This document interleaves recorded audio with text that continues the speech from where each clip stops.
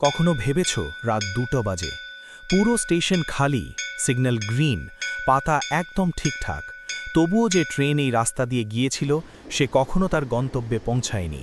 দুনিয়া ট্রেনকে প্রগ্রেসের প্রতীক মনে করে, কিন্তু কিছু ট্রেন এমনও ছিল যারা শুধু মানুষকে নয়, সত্যকেও সঙ্গে নিয়ে চিরতরে দাফন করে দিয়েছে।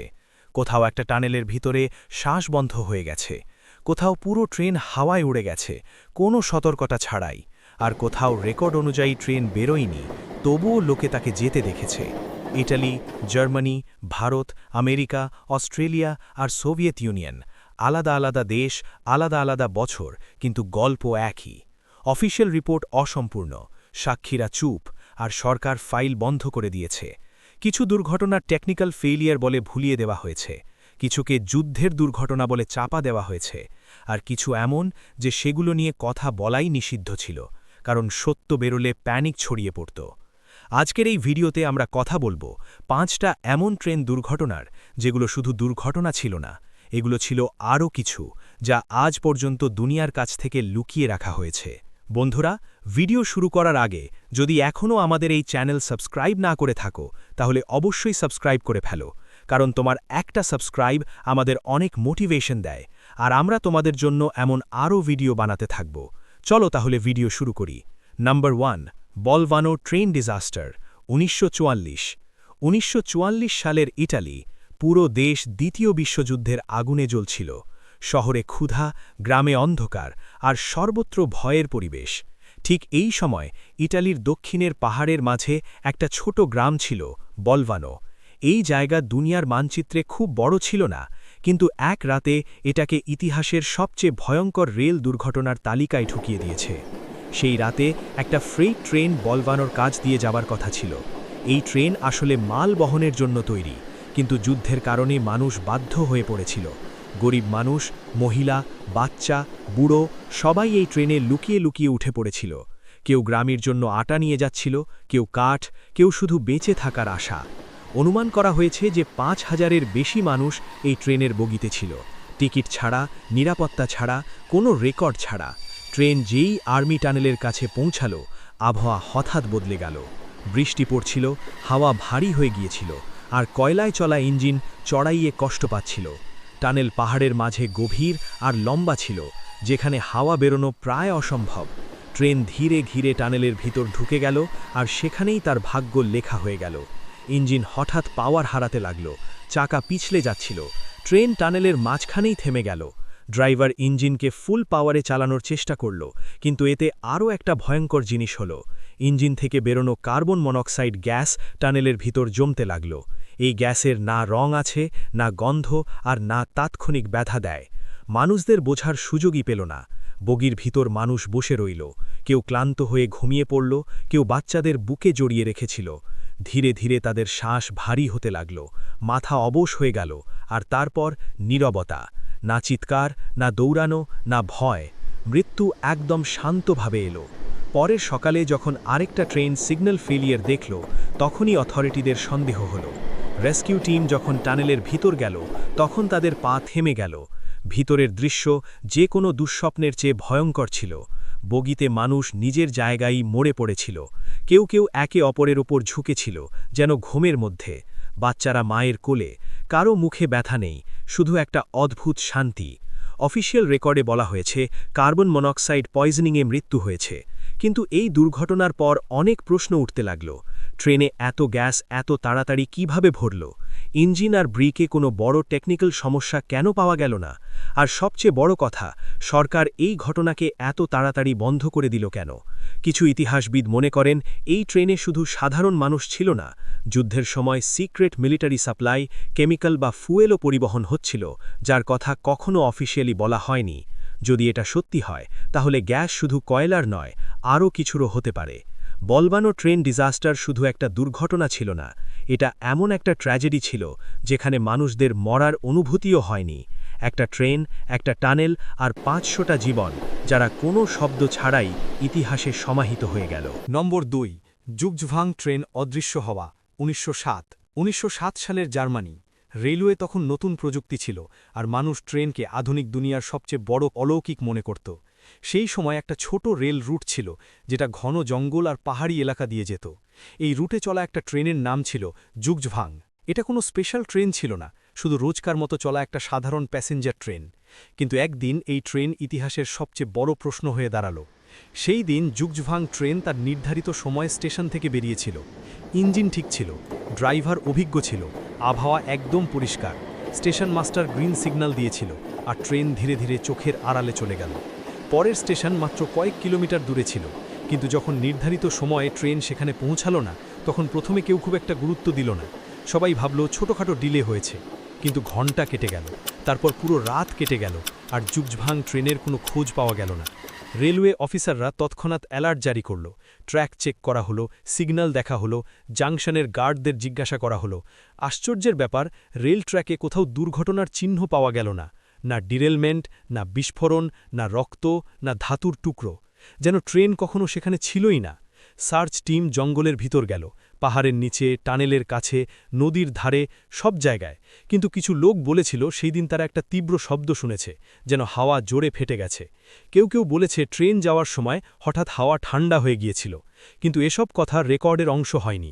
সবচেয়ে ভয়ঙ্কর ব্যাপার তখন বেরোলো যখন জানা গেল জুগজভাং ট্রেনের ইঞ্জিন আর কোচ কখনো রেজিস্টার থেকে অফিসিয়ালি লস্ট ডিক্লেয়ার করা হয়নি।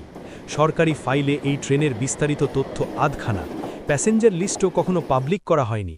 সেদিন ট্রেনে কতজন ছিল সেটাও স্পষ্ট নয়।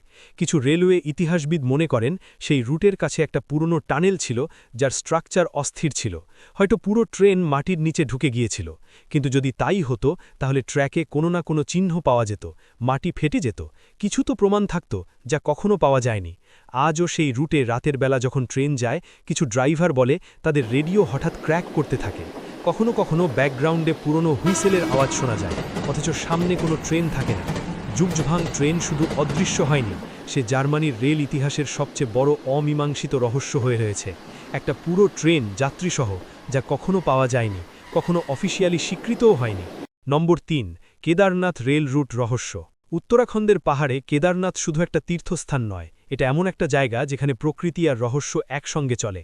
খুব কম লোক জানে যে ব্রিটিশ আমলে কেদারনাথের আশপাশের এলাকায় রেল রুট সার্ভের একটা গোপন প্রজেক্ট শুরু হয়েছিল। ব্রিটিশরা চেয়েছিল পাহাড়ের মাঝে এমন একটা রেল লাইন বানাতে যেটা স্ট্র্যাটেজিক আর ধর্মীয় দুই উদ্দেশ্যেই কাজে লাগবে। কিন্তু এই প্রজেক্ট শুরু হওয়ার আগেই একটা ভয়ঙ্কর রহস্য হয়ে দাঁড়ালো। ১৯০০-র কাছাকাছি ব্রিটিশ ইঞ্জিনিয়ার আর লোকাল ওয়ার্কাররা পাহাড়ের মাঝে সার্ভে শুরু করল। কিছু জায়গায় ছোট রেল ট্র্যাকও বসানো হয়েছিল, যাতে মেটেরিয়াল আর লোক উপরে নেওয়া যায়। লোকাল মানুষের কথা অনুযায়ী এক রাতে হঠাৎ আবহাওয়া বদলে গেল। ঘন মেঘ, প্রচণ্ড হাওয়া, আর তারপর মাটির ভিতর থেকে আসা অদ্ভুত গর্জন, যেন পাহাড় নিজেই শ্বাস নিচ্ছে। সেই রাতে একটা মেইনটেনেন্স ট্রেন, যাতে ইঞ্জিনিয়ার আর মজুর ছিল, নিচের ক্যাম্প থেকে উপরের দিকে গেল। এই ট্রেন কখনো তার গন্তব্যে পৌঁছালো না। সকালে যখন ওয়ার্কাররা অপেক্ষা করল, তখন রেল ট্র্যাক একদম খালি ছিল। ইঞ্জিনের চিহ্ন ছিল, পাতা ঠিক ছিল, কিন্তু ট্রেন অদৃশ্য। সার্চ অপারেশন শুরু হলো, পুরো পাহাড় ছানা হলো, নদীর ধার, খাদ, টানেলের কাছে, সব জায়গায়। কিন্তু কোথাও ট্রেন পড়ে যাওয়া বা ভাঙার একটাও প্রমাণ পাওয়া গেল না। না লোহার টুকরো, না ধোঁয়া, না রক্ত, না ধাতুর টুকরো। যেন ট্রেন কখনো সেখানে ছিলই না। লোকাল সাধু আর পাহাড়ি মানুষের কথা, কেদারনাথের পথে কিছু দেবস্থান আছে যেখানে প্রকৃতির নিয়ম কাজ করে না। তাদের বিশ্বাস ছিল রেল প্রজেক্ট ঈশ্বরের এলাকায় হস্তক্ষেপ ছিল বলে ট্রেন ফিরে আসেনি।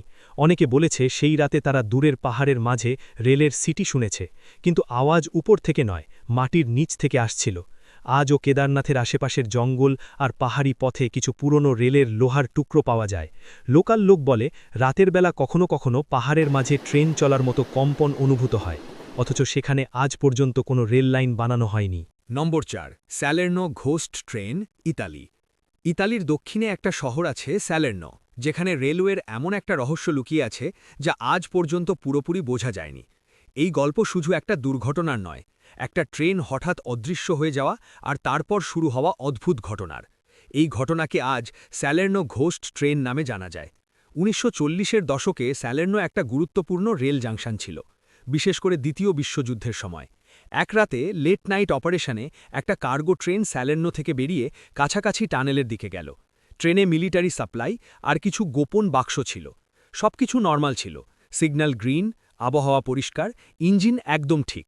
কিন্তু যেই ট্রেন একটা পুরনো পাহাড়ি টানেলের ভেতর ঢুকল, তারপর যা হলো সেটা আজও ইতালির রেল রেকর্ডের সবচেয়ে বড় রহস্য। ট্রেন টানেলের ভেতর ঢোকার পর অন্য দিক থেকে আর বেরোয়নি। কন্ট্রোল রুম প্রথমে ভাবল সিগন্যালের সমস্যা, কিন্তু যখন পরের ট্রেনকে থামানো হলো আর টানেল চেক করতে পাঠানো হলো, তখন সবাই হতবাক।